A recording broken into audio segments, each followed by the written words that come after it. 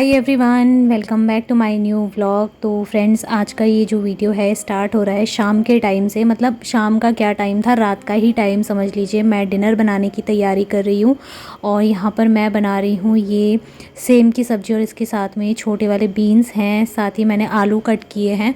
तो सब्ज़ी जैसे पापा भी रहते हैं तो थोड़ा सा ज़्यादा सब्ज़ी बनाती हूँ, क्योंकि वो सब्ज़ी ठीक ठाक आता है। मतलब उनको सब्ज़ी ज़्यादा पसंद है रोटी के बजाय। तो 4 रोटी और 2 कटोरी सब्ज़ी की वो खाते हैं, तो इसलिए सब्ज़ी हमारे यहाँ पे ज़्यादा बनती है।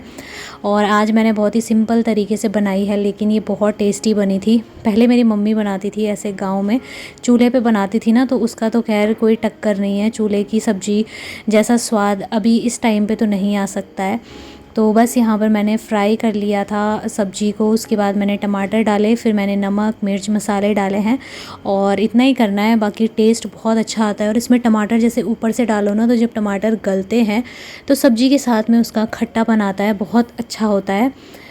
फिर मैं अंदर आ गई थी और यहाँ पे रूम में रखे हुए थे ढेर सारे कपड़े, जो कि मैंने आज मशीन में डाले थे सुबह। तो मशीन के कपड़े जैसे क्या होता है ना, सूख तो जाते हैं, उसमें ड्रायर चलाते हैं, लेकिन ये ठंडे से रहते हैं। आजकल धूप हल्की पड़ रही है और मैं उन्हें अंदर ले आई थी। लेकिन ये है ना कि रात को कपड़े बाहर नहीं छोड़ने चाहिए, अच्छा नहीं माना जाता है। तो मैं सारे कपड़े अंदर लेके आ गई थी। जो जो सूख चुके हैं उन्हें मैं फ़ोल्ड करके रख रही थी, और जो नहीं सूखे थे उन्हें या तो ऐसे ही टाँग के रख दूँगी या फिर सोफ़े पे ही रख दूँगी। कल सुबह जब धूप आएगी तो फिर मैं फैला दूँगी। और उसके बाद शाम का टाइम होता है, तो मैं शाम के टाइम पे एक फ़्रूट ज़रूर खाती हूँ। जब तक खाना बन रहा होता है, सब्ज़ी बन रही होती है, तब तक मेरा ये चलता है। तो बहुत सारे लोग बोलते हैं कि शाम के टाइम पे खट्टे फल नहीं खाने चाहिए, एसिडिटी होती है, ऐसा मैंने सुना है। लेकिन मैं हमेशा ऐसे ही करती हूँ। मुझे तो एसिडिटी की फ़िलहाल मतलब ऐसी कोई प्रॉब्लम नहीं है कि होती है। बाकी मैं खा लेती हूँ, तो अपना अपना शरीर है, किसी को होती है किसी को नहीं होती है। सो फ्रेंड्स, उसके बाद जो है ना, सीधे मैंने वीडियो बनाया है नेक्स्ट डे का। मॉर्निंग का टाइम हो रहा है अभी, सुबह सुबह का, और मैं उठ गई हूँ अभी सुबह के लगभग 5 बज रहे होंगे। तो हस्बैंड भी उठ जाते हैं, और वो मतलब मुझसे ना 10-15 मिनट पहले ही उठ जाते हैं।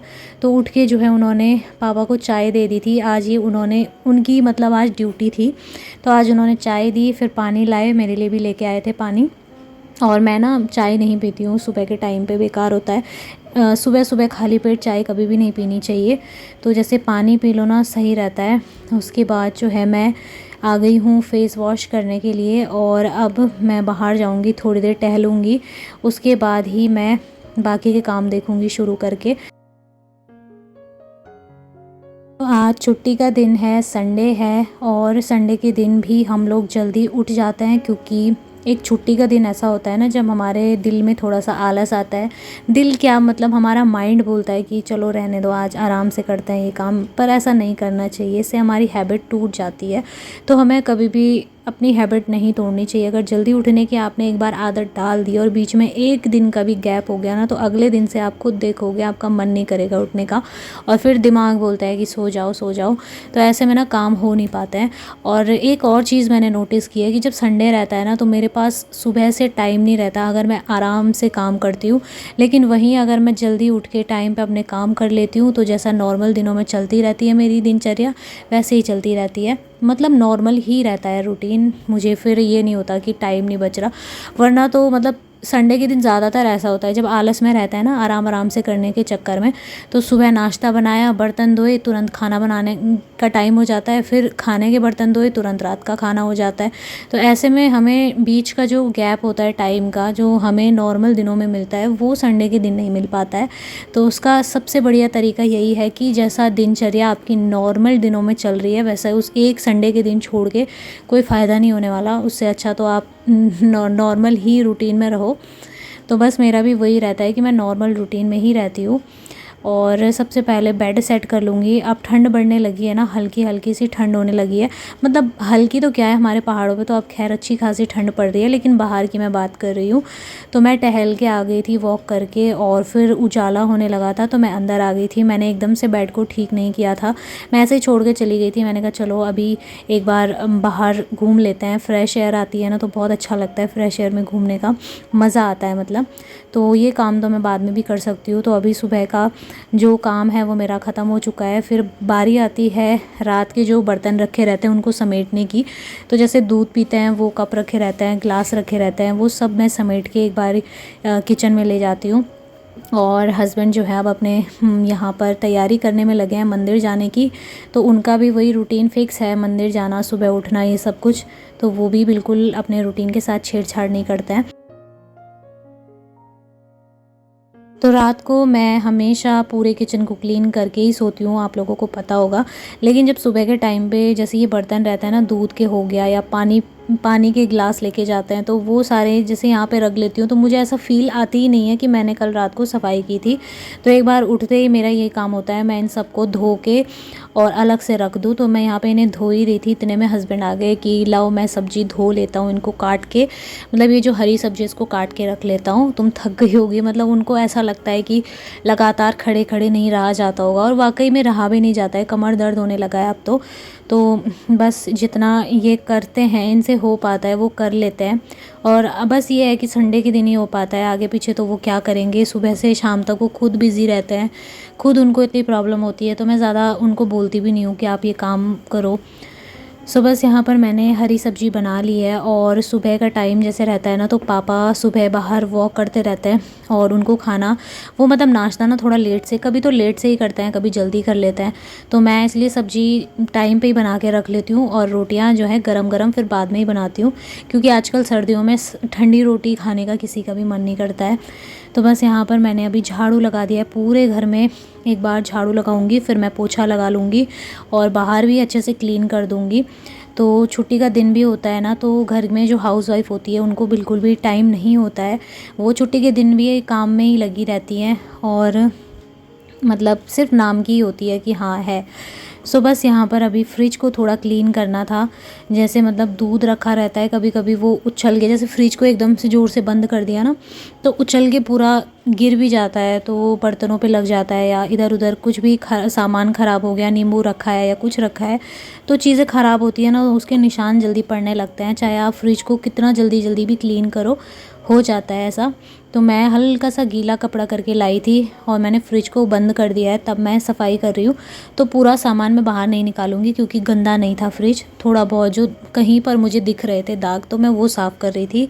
बाकी सबसे ज़्यादा जो धूल जमती है वो फ्रिज के बाहर से जमती है। और मैं सोच रही थी इस फ्रिज के लिए कवर लेके आऊँ, लेकिन फिर मेरे दिमाग में एक चीज़ आती है, पहले हमारा भी था फ्रिज का कवर, तो उसमें ना खोलने और बंद करने में बहुत दिक्कत होती थी। तो बस यहाँ पर उसके बाद मम्मी आ गई थी मेरी आज।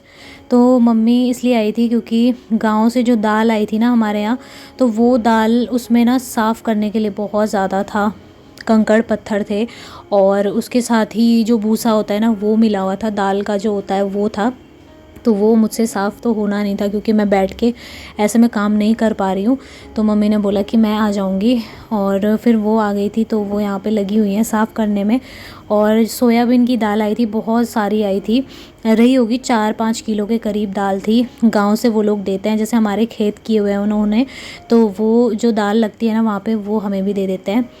फिर अभी मैं यहाँ पे दाल सब्ज़ी बना रही हूँ, और दोपहर का लंच बन रहा है। तो बस यहाँ पर आज जो है ना, छुट्टी के दिन हम लोगों ने इसी तरीके से अपना टाइम बिताया है। और जब मम्मी लोग आते हैं ना, तो मुझे बहुत बहुत अच्छा लगता है, क्योंकि मम्मी के साथ में ना ऐसा होता है कि हेल्प करने के लिए वो मेरी बहुत ज़्यादा हेल्प करती हैं, बहुत ही ज़्यादा। और जब कभी मैं थक जाती हूँ या मुझे ऐसा लगता है कि यार आज मुझसे नहीं हो पाएगा, तो उस दिन मम्मी ज़रूर आती है मेरी हेल्प करने के लिए।